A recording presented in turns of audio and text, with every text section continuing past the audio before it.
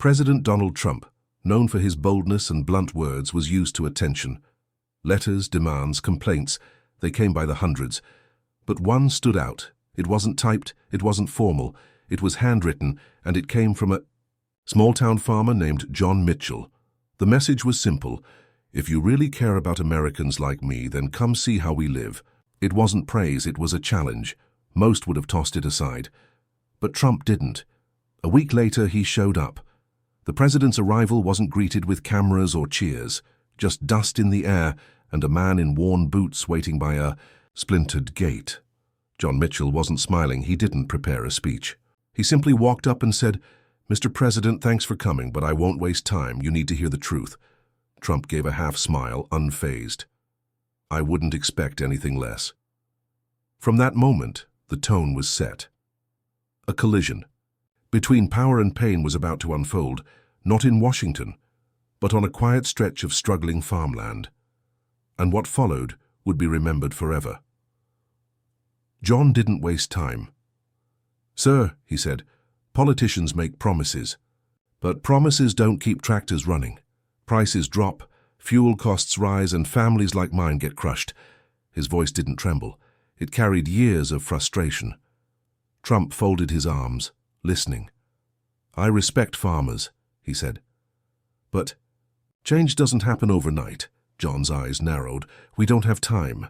Every season we're closer to losing our land. Families break. Neighbors sell out to corporations. My kids, they might not inherit anything but debt." There was a pause. Trump took a slow breath. "I've done more for farmers than most presidents."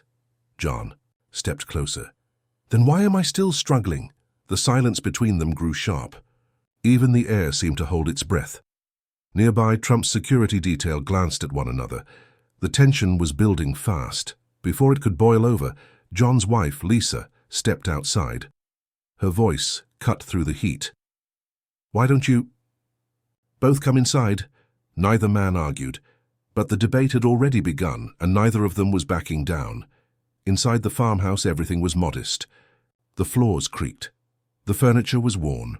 A crack stretched across one wall like a scar that no one had the money to fix. Lisa moved quietly, placing a plate of warm cornbread on the table. John pointed to the fridge.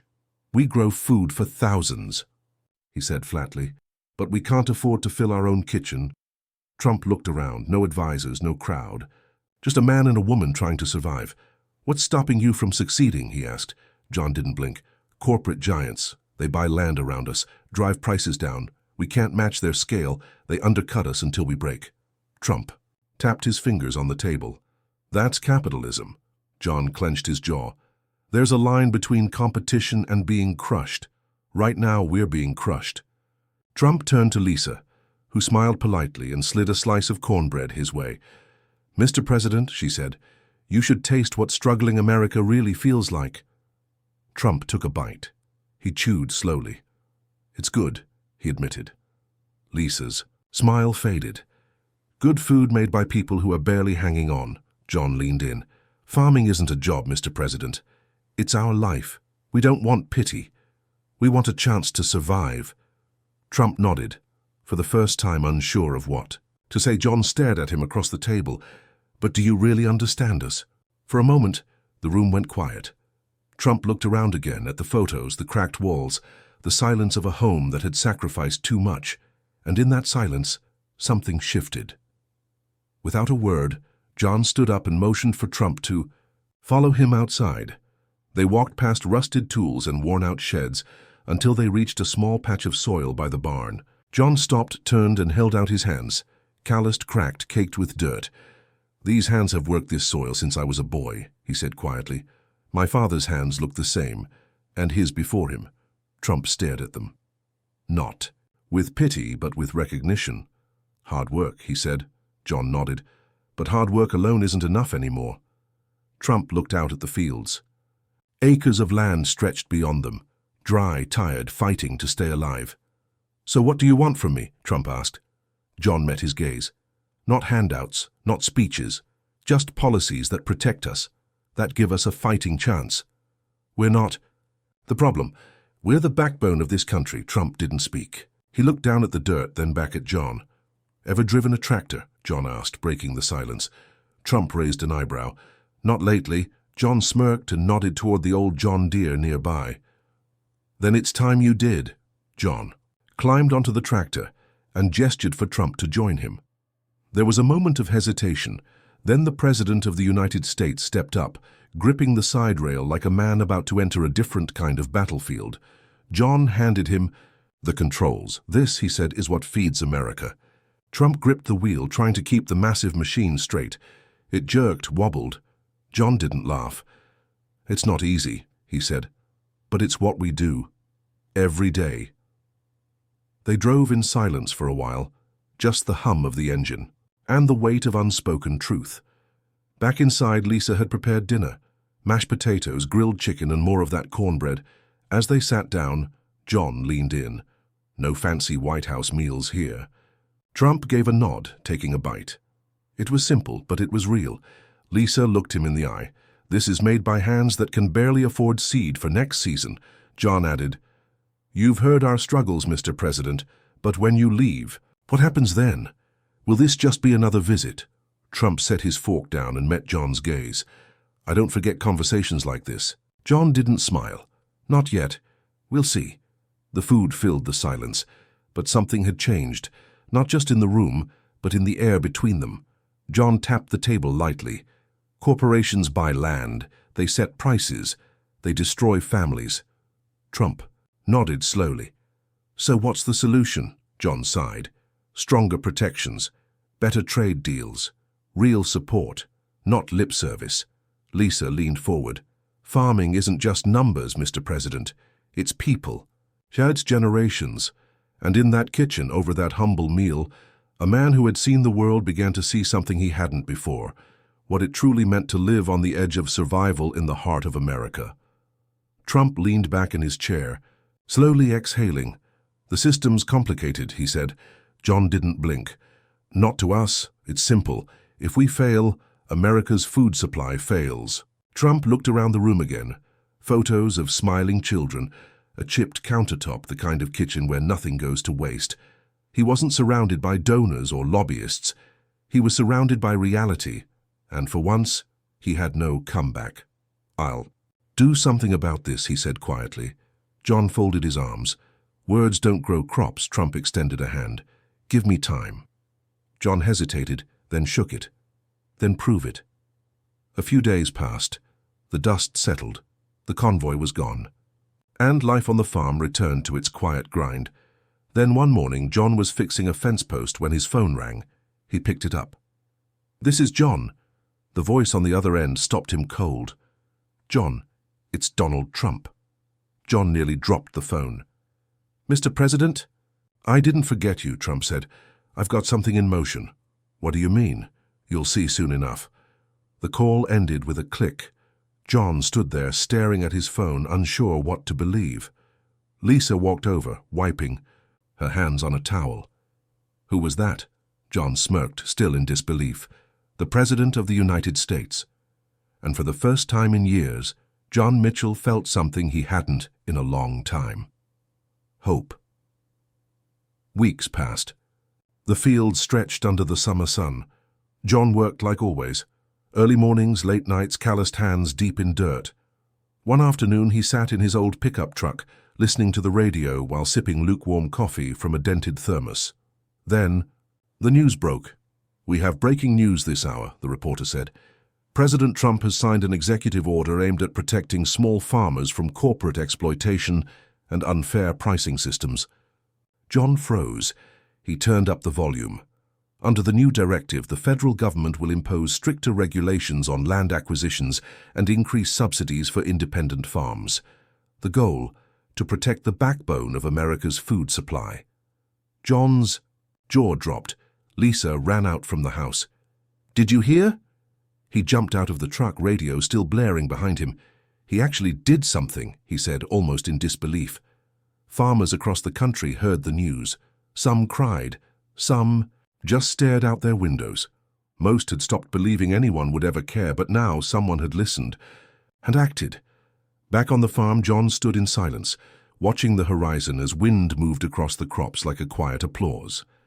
Then a black SUV appeared at the edge of the road. It rolled to a stop. A Secret Service agent stepped out and walked toward him. "Mr. Mitchell," the agent said, "the president would like to speak with you." John blinked, stunned. "Again?" Moments later, Trump himself stepped out of the vehicle. No cameras, no speeches, just a handshake. "Told you I wouldn't forget," Trump said. John grinned. "I'll admit it, I'm impressed." Trump smirked. "I don't just talk, I deliver." Lisa opened the door and welcomed them inside. There were no reporters, no lights, just the same modest home, the same worn chairs, and the same kitchen table where it all began. Trump sat down and leaned forward. "I want to hear more," he said. "There's still work to do." John was speechless. Our president had returned, not to give a speech, not to shake hands for the cameras, but to listen. They walked the fields again. The sun was lower now, casting long shadows across the land. Trump asked, "What else do farmers need?" John didn't hesitate. "Infrastructure, roads that don't fall apart after every rain, irrigation that works, access to newer equipment, better financing." Trump nodded. "All right, let's make it happen." John squinted at him. "You're serious?" Trump smirked. "You should know by now. I don't joke about winning." John let out a quiet laugh. "Just hope farmers finally start winning too." Trump clapped him on the shoulder. "They will." For the first time in years, John could see it. A future where farming wasn't a losing battle. A future where farmers weren't ignored. And to think. It all started with one letter. Word spread fast. News outlets swarmed John's farm, desperate for sound bites and headlines. "Why did the president come back?" one reporter asked, thrusting a microphone toward him. John shrugged. "Because he actually cares." Critics called it a publicity stunt, political theater. But John didn't buy it. He listened, he said simply, when no one else did. Trump faced the cameras just once that week and said, "Farmers are the backbone of America. I won't let them fall." And for once, something strange happened. The political divide faded just for a moment. Americans, whether in cities or small towns, stopped and paid attention. They saw something rare, a leader not just talking but acting. Phone calls started pouring in. Farmers from Kansas, Nebraska, Georgia, and Iowa called John. "You actually got him to listen," they said. John smiled every time, but always gave the same answer. "I just told the truth." He didn't seek fame, didn't want it, but something had begun. A ripple effect, a movement. Trump called again, this time with a proposition. "John," he said, "you've become the face of this." John shook his head on the phone. "I'm just a farmer." Trump chuckled. "And yet here we are."